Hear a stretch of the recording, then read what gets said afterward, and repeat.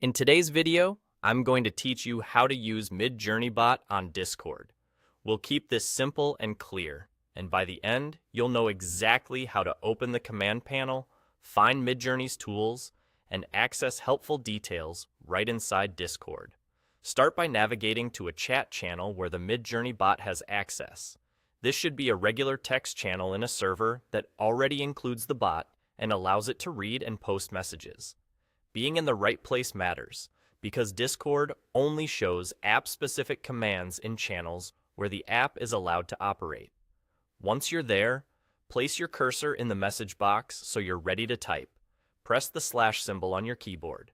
That's the /, and it instantly brings up Discord's commands panel. Think of this panel as your command launcher.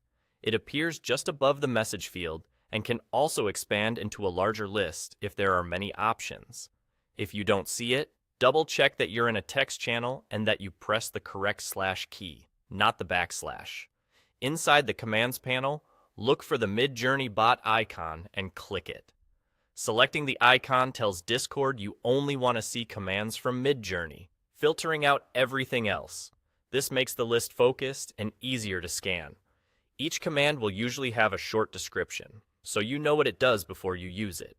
If you're ever unsure which icon is Midjourney's, hover to confirm the app name, then click to lock in that filter. From here, you can click on any command to use it. When you select a command, Discord typically inserts it into the message box with any required fields, guiding you with placeholders or on-screen hints so you can complete it correctly. Take a moment to read the brief descriptions. They help you understand what the command expects and how it behaves. If you need more depth, choose the Help option in this same panel.